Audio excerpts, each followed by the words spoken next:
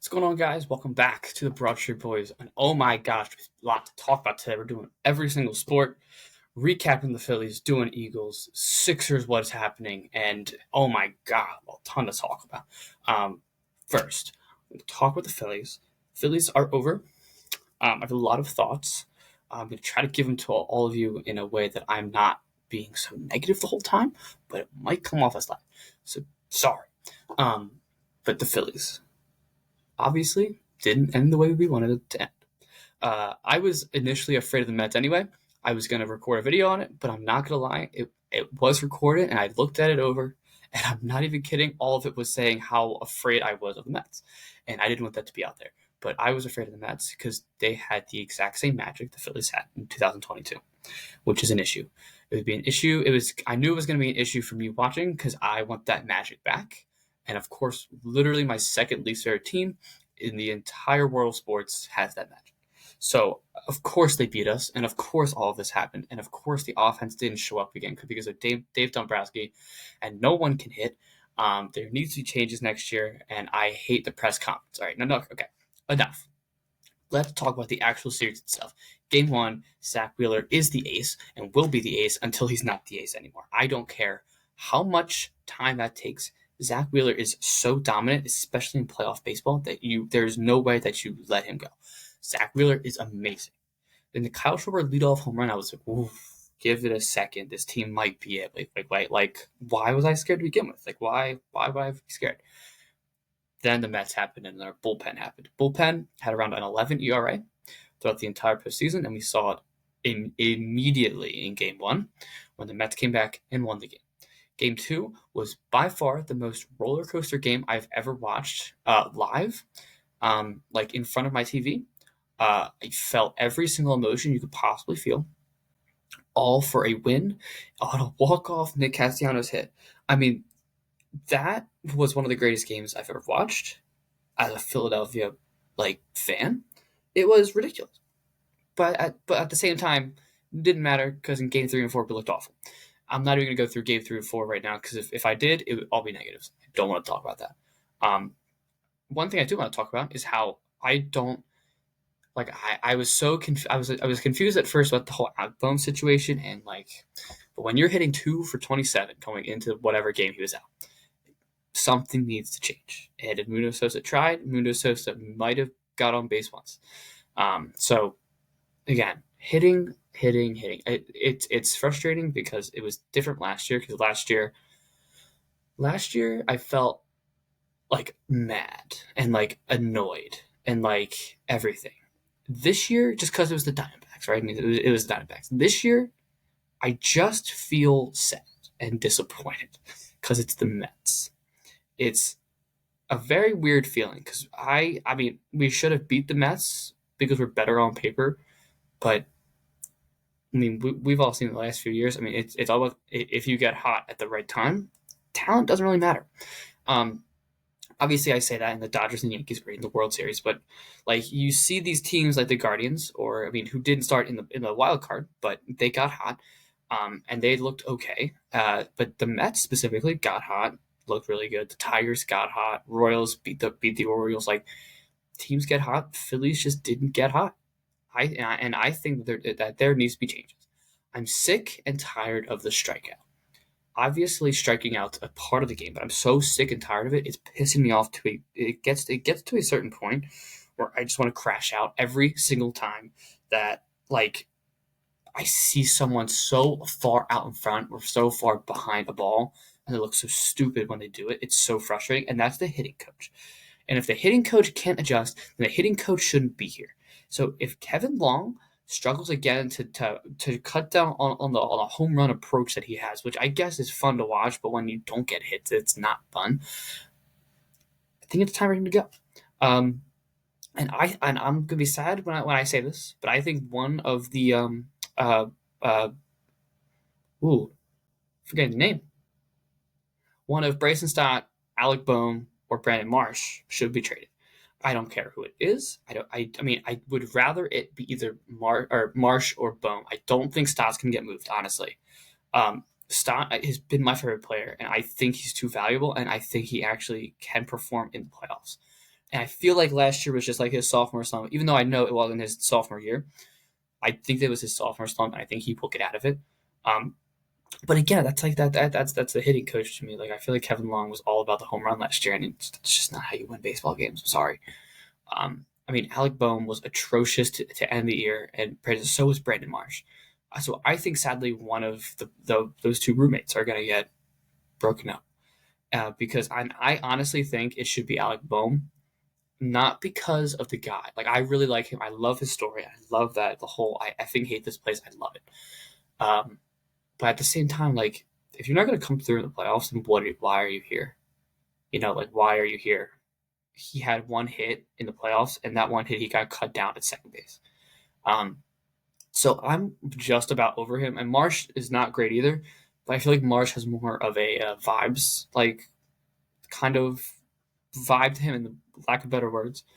So I'd rather him stay here. But Bo, man, I mean, like you're in your prime. I'm sick of tired of people calling Alec Boehm young. Alec Boehm is 28, 29. He should be contributing like an all star, like he was last year in the beginning of the year. And then all of a sudden something clicked, and he just couldn't hit the ball. So confused, so confused. Alec Boehm needs to go. He also has value still, at least in my eyes. He also has value. And you don't even need to trade him for like an infield prospect because we have Aiden Miller coming up, which I do believe that we will see hopefully, because Aiden Miller has been tearing it up in the minor leagues. I think it's time for Aiden Miller. It's time. Um, so I think that's going to happen. I think we're going to add another big bat. I'm hoping.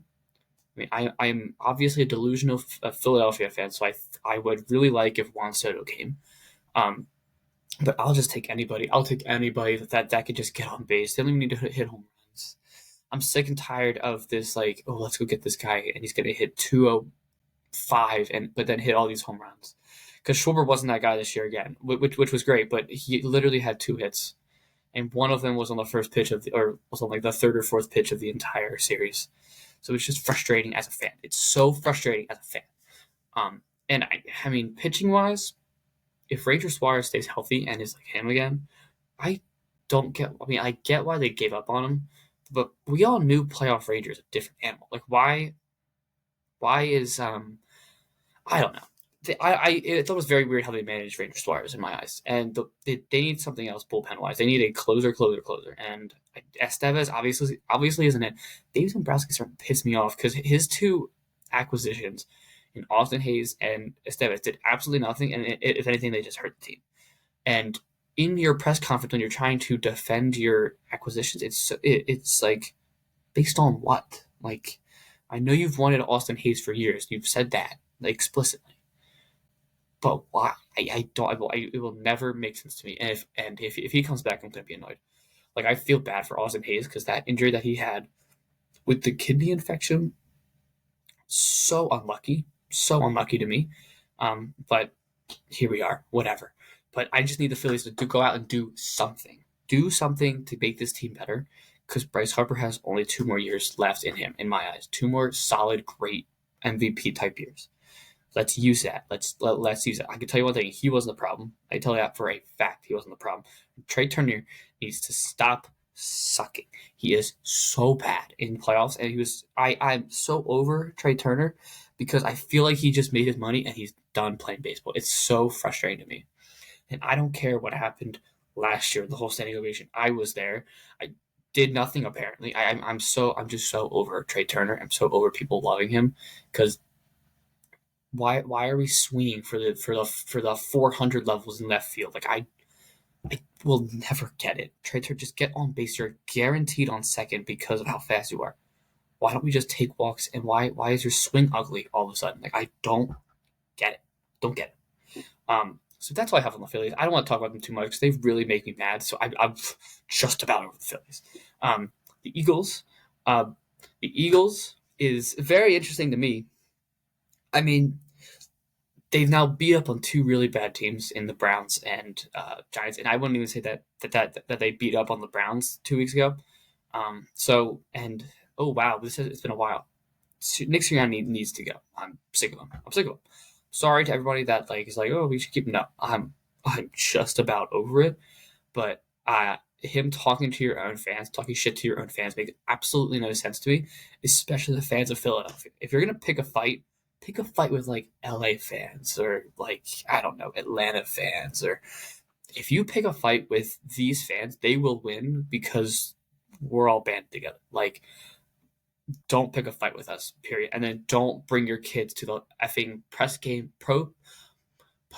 press conference like with your kids. It makes no sense to me. That is like a shield. That is the ultimate white flag. I messed up thing. Because what kind of questions are we going to ask in front of your kids?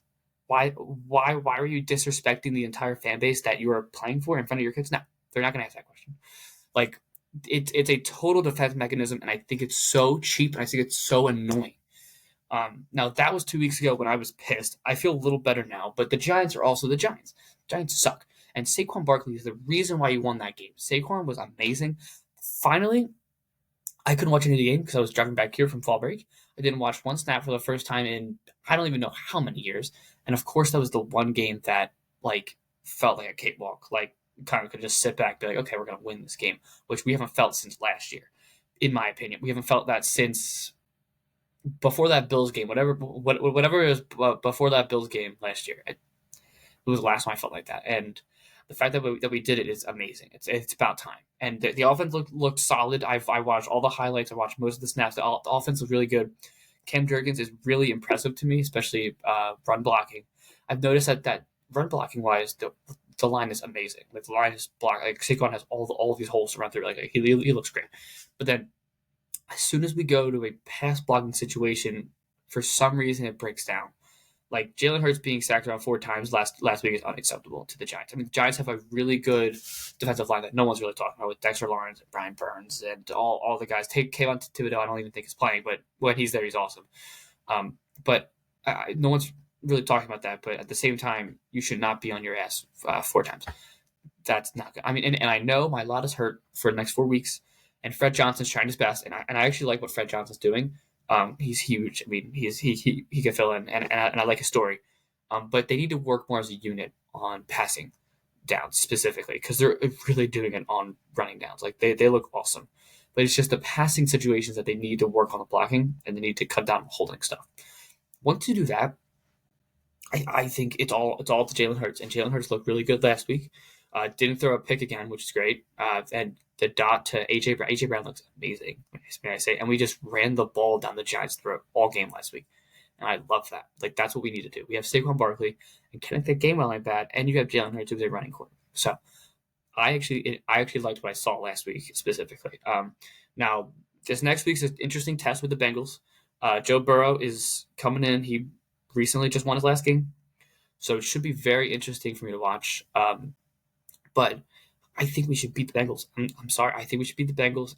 Yes, T. Higgins and Jamar are going to be an issue, but Quinyon Mitchell has been amazing. Quinyon Mitchell has been one of the better corners, period, throughout the first few weeks. Like, Quinyon has been awesome, and Slay played good enough last week. I mean, they both held Malik Neighbors to not many yards and not many catches, which is awesome because their offense goes straight through Malik Neighbors.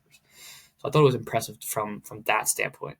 But Quinyon specifically, let me just focus on that. I mean, he looks amazing. I think I saw he had 4 targets for like 2 catches. Like, that's what Daniel Jones did. I mean, I guess it is Daniel Jones. I know it's Daniel Jones. I know he's awful, like really bad. But I love what I'm seeing for him week after week after week. So I'm a big fan of Quinyon. And that first pick is coming. I could see it. He almost had another one this last week. He almost had like 2 against the Browns against Deshaun Watson. So I'm excited for Quinyon Mitchell, is what I'm saying. Now, moving on to the Sixers. So the Sixers, this is what I'm going to mainly talk about this episode. I just want to lead with those 2, get to the Sixers. The Philadelphia 76ers. I'm just going to give you everything that I've seen. That first game was yesterday. That's when this was recorded. Yeah. So we're just going to start off with the injuries, or whatever you want to call Joel Embiid. You're telling me Joel Embiid ain't playing game 1?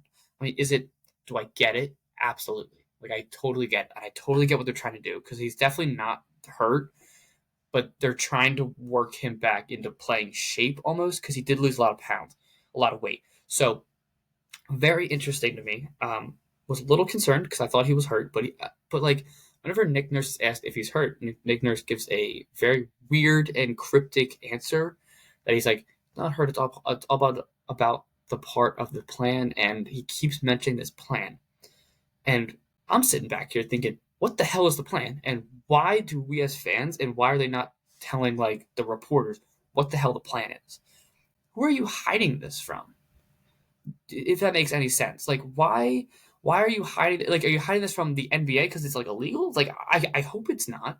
I hope you're just trying to work him back into playing shape. That's what I'm hoping it is, and he might be a bit hurt. Um, but us as the fan, that's like a big slap in the face to us as a fan. Like opening night, like we're ready to see like our best players. Obviously, Paul George is hurt with that bone bruise in his knee because of the hyperextension. That's a real injury.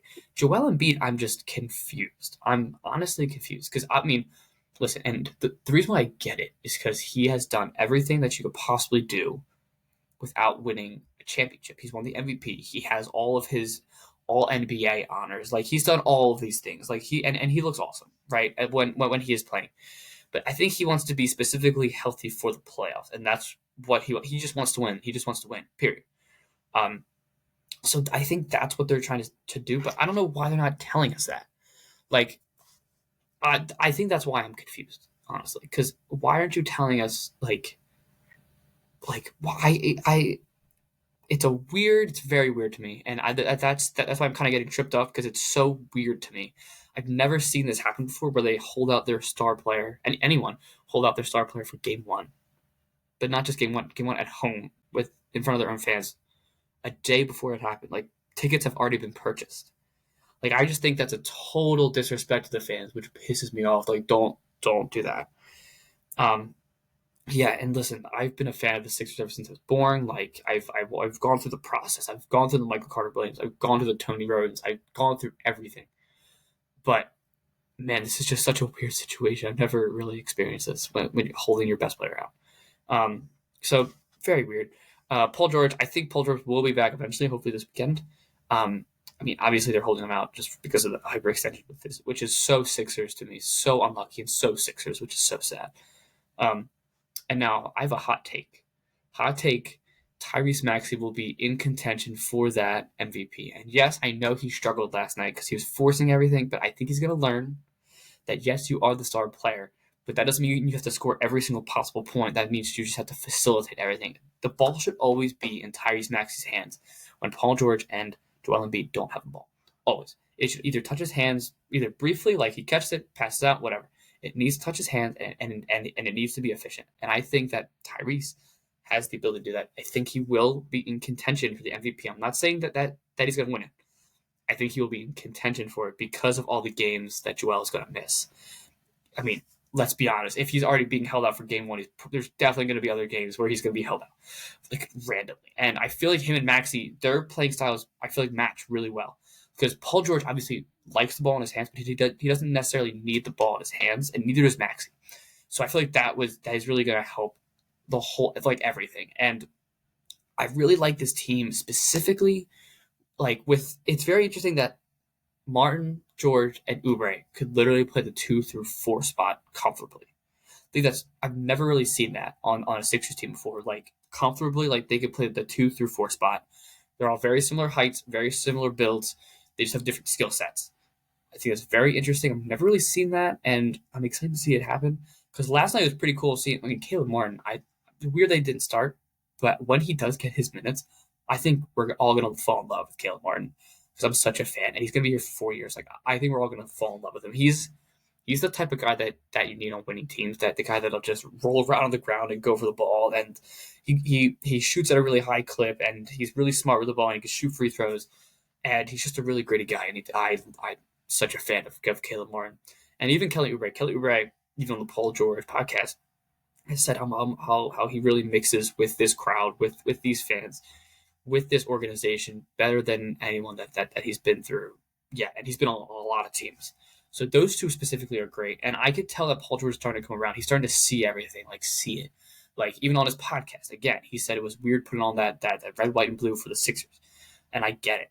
But I think he's going to end up liking it because our fans are so much more in tune with every single thing that happens in every sport, specifically the Sixers, especially more than LA. I mean, I know that's where he's from, so no shade to LA, but that's just the reality. We're just so much more in tune than any LA fan. So I think he's going to end up liking that, and he's already kind of gone through that because Indiana fans are great too. So I think he's going to go through that, and he's going to see it, and I think he's going to love winning here. I think that's something that he's going to like. Because Paul George is not dumb. Obviously, he's on not the decline, but beginning to be the decline of his career. So I think he's going to want to win games, and I think he's going to fall in love winning here. I That's also something I have in mind.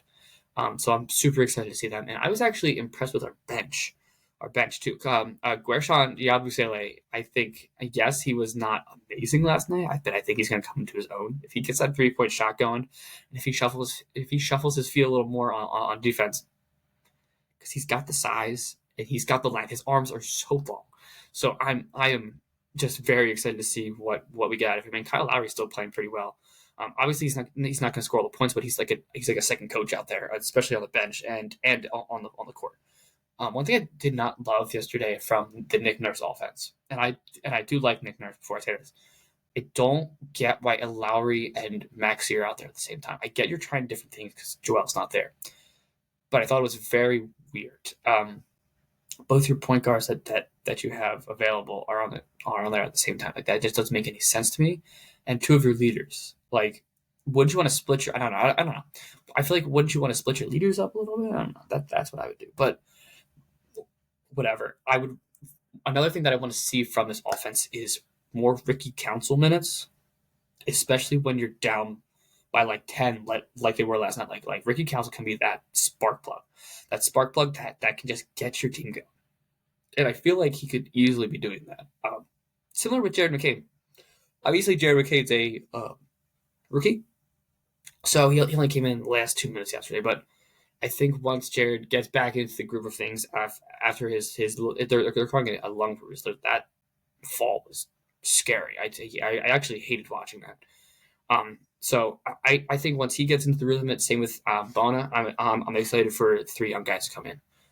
Because with this team, yes, I do love the structure of this team, but all of a sudden they got a little old. Not old, just like players that might be old in like a year or two.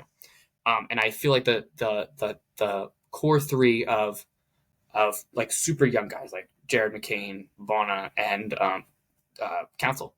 I feel like the 3 of them are going to be great. And you can even put Tyrese Maxey in that too, because Maxey is already coming to his own. And that's why I'm going to talk about him specifically right now. Like, yes, he did not shoot at the greatest efficiency ever yesterday. I'm gonna bring it up on my phone, but at the same time, you don't really need him to do it. You just need him to facilitate, especially without Joel, because Joel takes off a ton of heat off of Maxey, and then Maxey can really do his thing and not get doubled every single play. So that's kind of the beauty between them. So Maxey did have 25. He did take 31 shots, which is a lot. He went 10 for 31, which, do that math, it's not good. Which is not what you necessarily want to see. But at the same time, once he learns to not necessarily force everything, and I know that he feels like the weight of the world is on his shoulders because there's expectations on this team now, especially with Paul George. So when he's the only one out there, he feels like he needs to be the guy, and you can be the guy without touching the ball. But whether that's being a decoy, moving the ball around, either just being the decoy is also huge, just in general, because then that gets people like Caleb Martin open, or Oubre open, or Drummond down below, who I was actually impressed with yesterday too. He's just a guaranteed double when Joel's not playing, in my opinion. Like he had 13 rebounds, but he had 13 easy rebounds, and he only played 25 minutes. Do that math real quick. Like, he did not play much of that fourth quarter, and yet he still had 13 rebounds. He needs to cut down on the fouls. That is one thing I noticed. He had 5 fouls yesterday. So he needs to cut down on that. The whole team does. The whistles were also weird in that first game too. Like, Maxey definitely got no calls, and I feel like he got fouled on just about 50% of his drives going down, which was weird. But as soon as we do that, we'll be more than fine.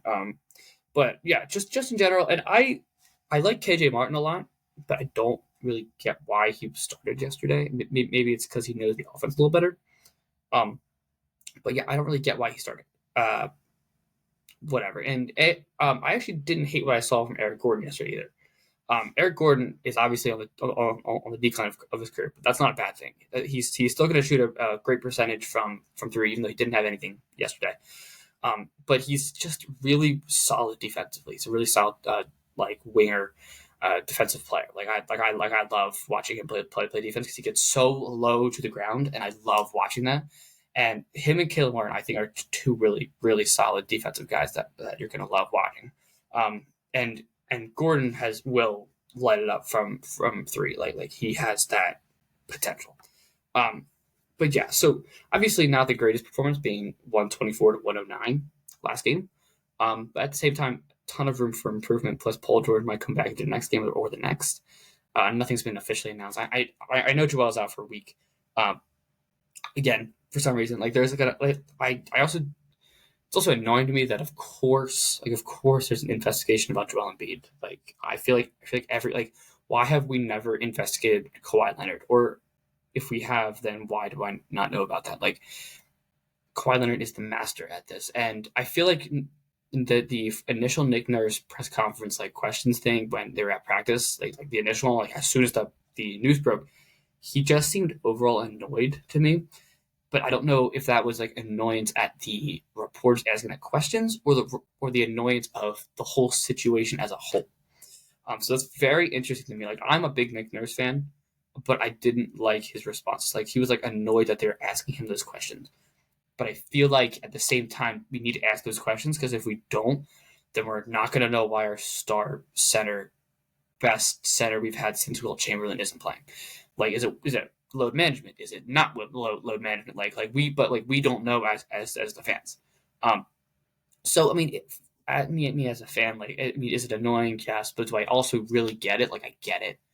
Because he really just wants to play in the postseason, and I respect that. But it's also a thing. I heard them saying this on 94 WIP. If he's just gonna get hurt anyway, then there's no use of doing this, because he will. The sad thing, it's so sad. I hate saying this, but he always gets hurt. Like I hate saying that, but he's always due to get hurt at least once a year. At least once a year. I mean, I don't know. It's just really, it's frustrating. And at the same time, I don't necessarily hate it, because he has hurt almost every bone muscle in his body other than a stroke or a heart attack. I think Stephen A said that, and I thought it was funny. So it's so accurate. Like he's hurt everything. So very interesting to me. Uh, just in general, the Sixers team is gonna be weird when Paul George and Joel Embiid are out, especially with both of them around. But once they get back, they're going to be great. I really think the Sixers are going to be awesome. I just want them to get something that's not the play-in tournament, because the play-in tournament to me is a nightmare. Like I would like don't do that, but because that would make Joel play extra games, which I would hate, which happened last year and I hated it. So please try to get that 6 seed. That's exactly what I want. But yeah, and then I can't believe I'm doing this, but I'm going to talk about the Flyers for a second. The Flyers are so weird to me. Like we had some expectation that they were going to be like pretty good. Like we thought they were going to make the playoffs. At least I thought they were going to make the playoffs as like the last seed in, like whatever. You've won one game. I mean, I'm not going to lie. They've had a hell schedule. They had the whole Canada trip into Seattle, into Philly. I mean, and then now into Washington, and they have looked awful. This team, I think you're going to either watch really high highs and really low lows. That's just how a young team is, and I have to get used to that. But I will tell you right now, Mitch Koff has looked awesome. I've been really impressed with everything that I've seen, especially offensively. He's got a few goals and a few assists. He looks great. The defense needs to look better though, and Sam Ersson needs to turn it up in goal too. Like I'm over all these easy ass goals that you should be catching out of the air. Like do it. Like let's figure it out. So that's where I'm at with the Flyers. Obviously, I'm not going to overreact too much, because again, like they are a super young team, so they're really high. Like I'm calling this right now. They're going to go on a crazy winning streak where we're going to be like, wow, the Flyers are back, but they have to go through the super lows first. So I would be optimistic with the Flyers, even though they kind of suck, and it's really frustrating. But yeah, but that's all I have for us today. Can't believe I just talked about everything in one episode and made it around 30 minutes. I feel like I crushed that. But yeah, so probably won't hear much about the Phillies for a little bit. Eagles, of course, Sixers, of course. But yeah, thank you all so much for listening to me today. Please check us out on all of our social media, TikTok, Instagram, Twitter, all the good stuff, Spotify, wherever you're consuming content. I'm trying to do a new series on TikTok, so keep an eye out for that. So thank you all so much for listening, and have a great rest of your day, and I'll see you in the next one. Go Birds.